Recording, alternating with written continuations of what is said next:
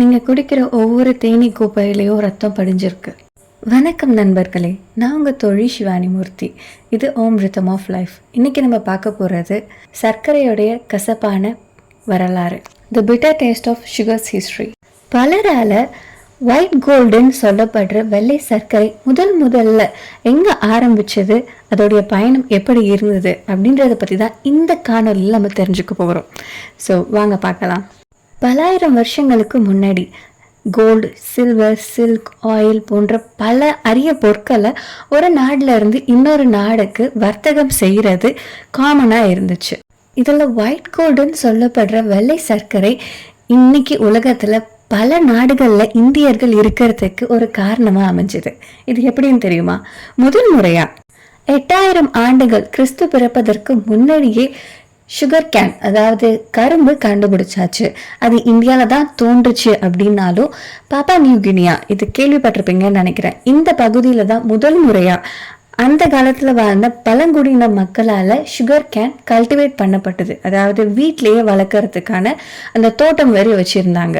இதில் இருந்து கிறிஸ்து வாழ்ந்த காலகட்டமான 600 CE வரைக்கும் கடல் வர்த்தகம் மூலயமா இந்த சுகர் கேன் பல ஊர்களுக்கு போக ஆரம்பிச்சது. இதில் இன்க்ளூடிங் ஏஷியா, சைனா போன்ற பல நாடுகளுக்கு இதை கடல் வர்த்தகம் மூலயமா கொண்டு போனாங்க. ஏறக்குறைய 350 CE, அதாவது கிறிஸ்து இருந்தபோது இந்தியாவில் குப்த டைனாஸ்டி, அதாவது சந்திரகுப்த மௌரியா, இது போல குப்தாக்கள் இருக்காங்க இல்லையா, அவங்க இந்தியாவை ஆட்சி பண்ண காலகட்டத்தில் முதல் முறையாக சுகர் கேன்ல இருந்து சுகர் அப்படின்ற அந்த ஒயிட் ரீஃபைனரி ப்ராடக்ட் கிறிஸ்டல் சுகரை கண்டுபிடிச்சாங்க. இது எதுக்காக ஃபர்ஸ்ட் கண்டுபிடிச்சாங்க அப்படின்ட்டு பார்த்தீங்கன்னா, சுகர் கேனை நம்ம ரொம்ப நாளுக்கு பதப்படுத்த முடியாது அண்ட் அதை ஈஸியாக எல்லாராலையும் சாப்பிட முடியாது. இதுவே சுகராக இருந்துச்சு, அதாவது கிறிஸ்டல் சுகராக இருந்துச்சுன்னா அதை ஒரு இடத்துல இருந்து இன்னொரு இடத்துக்கு கொண்டு போகலாம். அதே போல் அது ஈஸியாக சாப்பிடக்கூடியதாகவும் இருந்துச்சு. இதை கண்ணோட்டத்தில் கொண்டு தான் கிறிஸ்டல் சுகர் அப்படின்ற ஒரு விஷயத்தையே அவங்க கண்டுபிடிக்கிறதுக்கான முயற்சியை ஆரம்பித்தாங்க. அதை கண்டுபிடிக்கவும் செஞ்சாங்க. இதை தொடர்ந்து இந்தியாவில் கண்டுபிடிச்ச இந்த கிறிஸ்டலைஸ்டு சுகர் உலகம் முழுக்க பரவ ஆரம்பிச்சது. சர்க்கரை ஸ்லேவ் ட்ரேடுக்கு ஒரு பெரிய காரணமாக இருந்துச்சுன்னு சொன்னால் நீங்கள் நம்புவீங்களா? ஆமாம், அதுதான் உண்மை. சர்க்கரையை விளைவிக்கிறதுக்கு சுகர் கேன் தேவை இல்லையா? ஸோ சுகர் கேனை கல்டிவேட் பண்ணுறதுக்கு மக்கள் தேவை. அந்த மக்களை இவங்க காசு கொடுத்து வாங்க முடியாது அப்படின்றதால பெரிய பெரிய முதலாளிகள் அடிமைகளாக ஒரு சில இடத்துல காசு கொடுத்து வாங்கிட்டு வர மக்களாக இருக்கட்டும், ஒரு சில இடத்துல கடத்திட்டு வந்தாங்க. ஒரு சில இடத்துல கொத்தா இண்டிஜினஸ் மக்கள் இருப்பாங்க இல்லையா, அதாவது பழங்குடியின மக்கள், அவங்கள அடிச்சு அவங்களுடைய ஊர்ல இருந்து கொண்டு வந்தாங்க. இல்லை அவங்க ஊர்லயே வச்சு அவங்கள வேலை வாங்கினாங்க. அடிமைத்தனம், மக்களை கொடுமை பண்ணாங்க, ஆட்சி பண்ணாங்க அப்படின்ட்டு சொல்லும்போது நமக்கு முதல்ல ஞாபகம் வர்றது பிரிட்டிஷ். ஆனால் அமெரிக்கர்களை பற்றி நம்ம மறந்துட்டோம். அமெரிக்கர்கள் பல கொடூரங்களை செஞ்சுருக்காங்க. அதில் சுகர் கேன் கல்டிவேஷனும் ஒன்று. சுகர் கேனை கல்டிவேட் பண்ணுறது ஒரு சைக்கிள் போல நினச்சிக்கோங்க.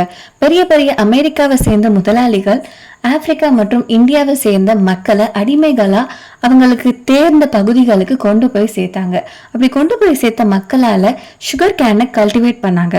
கல்டிவேட் பண்ணி அதை ரீஃபைன் பண்ணுறதா இருக்கட்டும், இல்லை ரீஃபைன் பண்ணாமல், அதாவது ப்ராசஸ் பண்ணாமல் அப்படியே சுகர் கேனை ஐரோப்பாவுக்கு கொண்டு போய் வித்துடுவாங்க. அப்படி விற்கப்பட்ட காசுகளில் மீண்டும் மேலும் அதிகமான அடிமைகளை வாங்கறதுக்கு அதை பயன்படுத்தினாங்க. ஸோ இது ஒரு சைக்கிளாக அப்படியே ரொட்டீன் ஆகிட்டே இருந்துச்சு.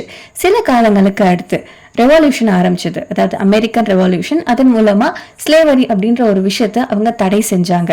ஆனால் இதுக்கப்புறமாவும் பிரச்சனை தொடர்ந்துகிட்டே தான் இருந்துச்சு. எதனால அப்படின்ட்டு கேட்டிங்கன்னா, சுகர் கேனை கல்டிவேட் பண்ணுறதுக்கு அதிக அளவு நிலம் தேவை, லேண்ட்.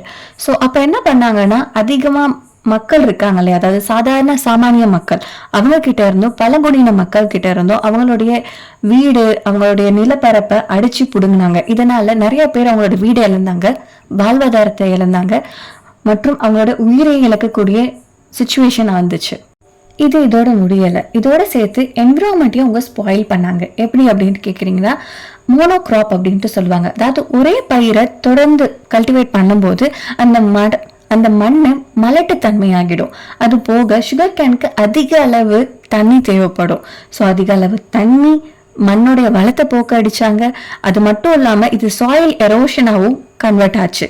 இது மட்டும் சேர்க்காம இன்னொரு விஷயமும் இருக்கு. அது என்னன்னா, ஒருவேளை அவங்க கல்டிவேட் பண்ண அந்த சுகர் கேன் அவங்களுக்கு தேவையான கல்டிவேஷன் கொடுக்காம அது ஒரு ஃபெயிலியரா ஆச்சுன்னா யோசிச்சு பாருங்க, அங்க வேலை செஞ்ச மக்களுக்கு பல கொடுமைகள் நேர்த்தப்பட்டது.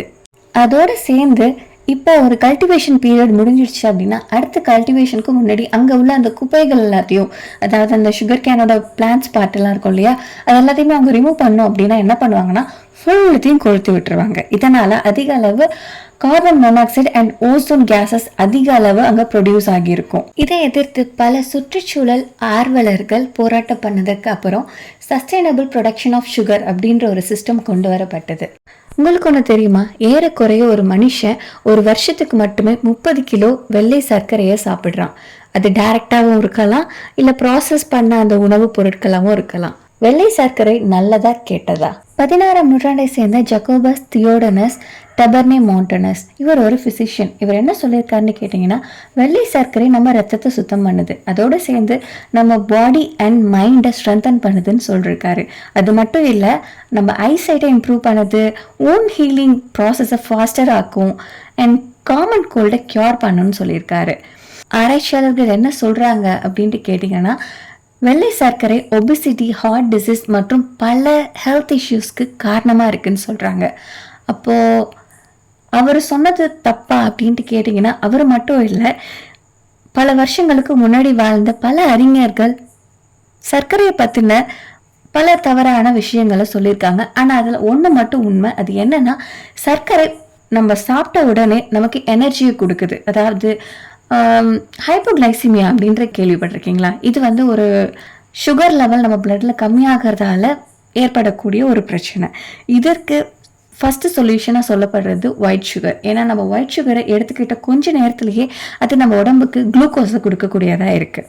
ஆனால் எப்படி ஆரம்ப காலகட்டத்தில் மருந்தாக மட்டுமே எடுத்துக்கிட்ட சுகர் பிற்காலத்தில் உணவாக மாறுச்சு? என்ன சுகரை மருந்தாக எடுத்துக்கிட்டாங்களான்னு கேட்குறீங்களா? ஆமாம், பல வருஷங்களுக்கு முன்னாடி, அதாவது கிறிஸ்து வாழ்ந்த காலகட்டத்தில் இருந்த ரொமானியர்கள் மற்றும் கிரேக்கர்கள் பல பேர் அவங்களுடைய வயிறு சம்பந்தமான, அதாவது இன்டைஜஷன் இல்லை பிளாட்டிங், இதுக்கெல்லாம் சுகரை தண்ணியில் கலந்து குடிப்பாங்களாம். இதன் மூலயமா அவங்களுக்கு அது ரிலீவ் ஆகுது அப்படின்ட்டு அவங்க நம்பியிருக்காங்க. மேபி அது உண்மையாக கூட இருந்திருக்கலாம், யாருக்கு தெரியும். அப்போ என்ன சுகர் யூஸ் பண்ணாங்களோ. நம்ம எல்லாரும் 21st செஞ்சுரியில் இருக்கோம். நம்ம வீட்டில் உள்ள அட்லீஸ்ட் ஒருத்தவங்களுக்காவது டயபெட்டிஸ் மெலிட்டஸ், அதாவது சர்க்கரை நோய், நீரிழிவு நோய் கண்டிப்பாக இருக்கா? இதன் காரணமாக பல பேர் பழங்களை சாப்பிட்றதுக்கு கூட பயப்படுறாங்க. ஏன்னா அதில் உள்ள சர்க்கரை அளவு நம்ம ரத்தத்தில் உள்ள சர்க்கரையோட அளவை அதிகரிச்சிடும் அப்படின்னு நினைக்கிறாங்க. இதை பற்றி உங்களுக்கு டவுட் இருக்கா? ஸோ இதை கிளாரிஃபை பண்ணிடலாம் இல்லையா? வாங்க பண்ணலாம். சர்க்கரையை இப்போ இல்லை, பல 100 வருஷங்களுக்கு முன்னாடி வாழ்ந்த நம்ம முன்னோர்களே சாப்பிட்ருக்காங்க. ஆனால் சர்க்கரை வடிவத்தில் இல்லை, பழங்கள் வடிவத்தில். ஆமாம், பழங்களில் ஃப்ரக்டோஸ்னு சொல்லக்கூடிய அது ஒரு வகையான கார்போஹைட்ரேட்ஸ், ஸ்வீட்டாக இருக்கும், அது அதிக அளவில் இருக்குது. ஸோ நம்ம பழங்களை சாப்பிட்றதன் மூலயமா நம்மளுக்கு தேவையான சர்க்கரை உடம்புக்கு கிடைக்குது. ஸோ நம்ம சாப்பிட்ற அதிக அளவு சர்க்கரை என்னவாகுது அப்படின்ட்டு கேட்டிங்கன்னா, தேவையான அளவுக்கு எனர்ஜியாக கன்வெர்ட் ஆன மீதமுள்ள சர்க்கரை ஃபேட்டாக கன்வெர்ட் ஆகும். அப்போ உள்ள காலகட்டத்தில் இப்போ உணவு கிடைச்சிச்சுன்னா அதுக்கப்புறம் எப்போ கிடைக்கும் அப்படின்ற ஒரு டவுட் இருக்கும் இல்லையா? ஸோ அப்படி இருக்கச்சா அந்த ஃபேட் சேர்ந்துருக்கிறது லைஃப் இன்சூரன்ஸ் போல், என்னைக்கு வேணாலும் அவங்களுக்கு திருப்பி அது யூட்டிலைஸ் ஆக தான் போகுது. அண்ட் அதோடு சேர்ந்து பழங்களில் உள்ள ஃபைபர் அந்த பழத்தை டைஜஸ்ட் பண்ணுறதுக்கு அதிக அளவு நேரம் எடுத்துக்கும். ஸோ உங்களுக்கு தேவையான எனர்ஜி அதிக அளவு கிடைக்கிறதோட ஃபேட்டும் உடம்புல சேரக்கூடியதாக இருக்குது. இது டைஜஷன் சிஸ்டமை ஸ்லோ பண்ணுறதால நம்ம கொஞ்சம் சாப்பிட்டாலும் சீக்கிரமாக ஃபுல்லாகிட்டு அப்படின்ற ஃபீலை கொடுக்கக்கூடியதாக இருக்குது. ஸோ பழங்களை சாப்பிடுங்க அப்படின்ட்டு நான் ரெக்கமெண்ட் பண்ணுறேன். நான் மட்டும் இல்லை, பல ஆய்வாளர்களும் இதை சொல்லிட்டு தான் இருக்காங்க. இதுவே பழங்களுக்கு பதிலாக நீங்கள் சோடா, ஸ்வீட்ஸு, ப்ராசஸ்டு ஃபுட் இதெல்லாம் சாப்பிட்றீங்க அப்படின்ற பட்சத்தில் இதில் ஃபைபர்ஸ்லாம் கிடையாது. ஸோ நீங்கள் சாப்பிட்றது சீக்கிரமாக டைஜஸ்ட் ஆகிடும், குறைஞ்ச எனர்ஜி தான் வரும், ஆனால் அதிக அளவு ஃபேட் கன்வெர்ட் ஆகிட்டு இருக்கும். ஸோ இதுதான் ஒபிசிட்டிக்கு காரணமாக இருக்குது. ஸோ நம்ம சாப்பிட்றது நமக்கு ஃபுல்லாகிற ஃபீலே வராது, ஆனால் நம்ம அதிகமாக சாப்பிட்ருவோம். ஃபார் எக்ஸாம்பிள், ஒரு சாக்லேட் பாரை எடுத்துக்கோங்க, ஒரு ஆப்பிள் எடுத்துக்கோங்க. உங்களால் ஒரு ஃபுல் சாக்லேட் பாரை ஈஸியாக சாப்பிட முடியும், ஆனால் உங்களால் ஆப்பிளை ஃபுல்லாக சாப்பிட முடியுமா? எஸ், ஆப்பிளில் இருக்கிற சர்க்கரை அளவை விட சாக்லேட்டில் அதிகம். ஆனால் ஆப்பிளில் ஃபைபர் அதிகம், சாக்லேட்டில் ஃபைபர் கிடையாது. அதாவது இருக்கலாம், ஆனால் ஆப்பிளில் இருக்க அளவுக்கு கிடையாது. ஸோ நீங்கள் ஆப்பிளை சாப்பிடும்போது உங்களுக்கு டைஜஷன் ஸ்லோ ஆகும், எனர்ஜி அதிக அளவு கிடைக்கக்கூடியது, அண்ட் லாங் டேர்ம் பீரியடில் கொஞ்சம் கொஞ்சமாக வரும். அண்ட் ஃபைபர் உங்களுடைய டைஜஷனை ப்ரொமோட் பண்ணி நல்லபடியாக அதை டைஜஸ்ட் பண்ணியும் கொடுக்கக்கூடியதாக இருக்குது. என்னதான் சொன்னாலும் சுகர் சாப்பிட்றத மட்டும் விடுறது ரொம்ப கஷ்டமாக இருக்குல்ல? கண்டிப்பாக இருக்கும். இது நம்ம ஜீன்லேயே இருக்குது.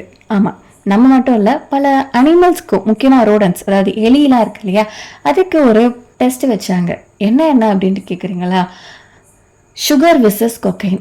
இதில் எது அடிக்ஷன் கேமில் வின் பண்ணியிருக்குன்னு நினைக்கிறீங்க? உங்கள் பதிலை கமெண்ட்டில் சொல்லுங்கள். இது Shivani Murthy signing off here. டாடா, பாய், டேக் கேர். வாழ்க வளமுடன்.